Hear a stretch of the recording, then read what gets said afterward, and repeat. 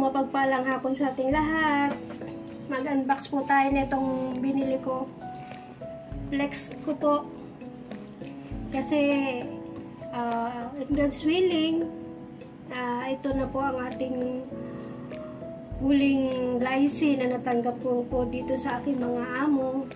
Kahit po late yung pagbigay nila kasi umalis po sila before mag-CNY, tas dumating sila po nung ano na po ata yun, 16. Ngayon kala ko po wala na akong lycee, hindi naman po ako na nag-expect na noon. Ngayon po, ang naisip ko pong bilhin yung remembrance ko po kasi sabi mo nga po matatapos na ang ating kontrata few months ago na lang po. Kaya naisipan ko pong bumili ng iniisip ko kung sabi ko bili ko ng gold or sabi ko wallet or kaya bag na magkakasya po dun sa licensing na kuha po natin na 300 Hong Kong dollars po. Kasama na po yung nagbigay po dun sa church na pastor po namin. Ngayon, ayan, mag-unboxing po tayo. Pinili ko po kanina. Yan sa Kolontong. Ito po yung Charles and Kate. Yan. Ito po ang kanyang laman. Yay! Ano po kaya ang laman nito? Yan, mag-unbox po tayo.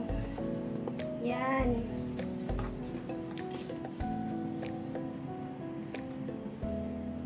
Tadaan! Yan.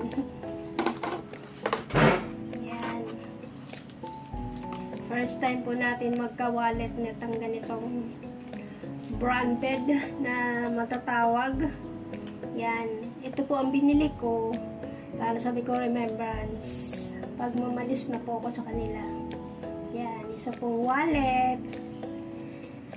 Although nakita ko lang po ito nung one time, yung sinamahan ko po yung kaibigan ko na bumili po rin siya ng bag niya na galing po sa lycée niya. Yan o. Bumili po siya ng bag. Shoulder bag. Halagang 800 Hong Kong dollars. Yan. Nagustuhan ko po siya kasi marami po siyang mga lagayan ng mga card. Kasi may mga card po tayo. Yung gamit ko pong wallet ngayon is kulang. Yan. Tsaka ito po. Yeah. Ay, naano yung niya. Wala. Nag-ano yung yung ito po Yan. Yan. Ito po ang laman niya. Okay na po to. Para sabi ko nga po remembrance. Tsaka dito, ay kala ko po to lagayan pa. Hindi na po pala. Yan. Maganda po siya. Tsaka mas gusto ko na po yung mga ganitong yung mga ganitong wallet. Kasi dati yung wallet ko po is malalaki.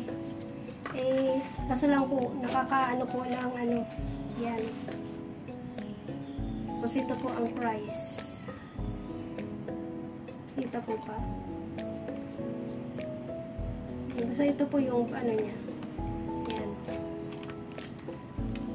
Kala ko natanggal na po yung sa loob. Wala po pala siya ditong price. Bali yung tinignan ko po doon kaninang meron. Yung wallet na naka-display po doon. Yan. Tsaka, sa ko po, sa paningin ko po, ito po yung gustuhan ko, nagandahan ko po. Ito siya. Kaya, sa akin pong lycée, na last lycée ko natanggap ngayon, na 300 Hong Kong dollars, ito na po. Price po niya is nasa 269 po. Yan, di ba po? Okay na po siya. Kasi, pinaplano ko po sa bili ako ng relo. Kaya, kasi lang sabi yung relo, dyan sa may lock po, yung Seiko, or yun, nasa 300 plus po, di, kulang pa. Kaya ito, naisip ko po na balikan siya. Sabi ko baka same price pa rin po siya. Kaya ito nga po. Yan, ipalit ko na yung wallet ko. Ito na po gagamitin ko. Ito po yung binili ko po na wallet. Yan, ito po yung gamit ko po ngayon. Pero kulang po yung ano niya, kulang yung mga cards niya. Konti lang po. Kasi yung iba dito ko na ilalagay. Yung iba nga po na sisiksik ko na eh. Hindi pa po nito madami. Although ito, hindi pa naman po ito katagalan. Months pa lang po ang ano nito. Pero pag padala ko na lang po ito sa Pilipinas. Pwedeng nanay ko gumamit or kung kapatid ko o kung sino man po sa mga pamangkin. Kaya ito na po. Medyo lumaki-laki po siya ng konti. Yan. For the first time tayo makaano ng branded wallet. Ano to, yung Charles Kate na brand. Yan. Nag-flex ka lang po. And salamat po sa inyo. Kasi remembrance din. Habang nakasave to sa YouTube, sa aking YouTube channel, magiging remembrance din po sa tuwing nakikita ko to o magpapanood ko po to. Thank you very much po. Salamat po sa pagsuporta. Ingat po. God bless. Bye-bye po. Pinag-flex ko lang po to sa inyo. Yan.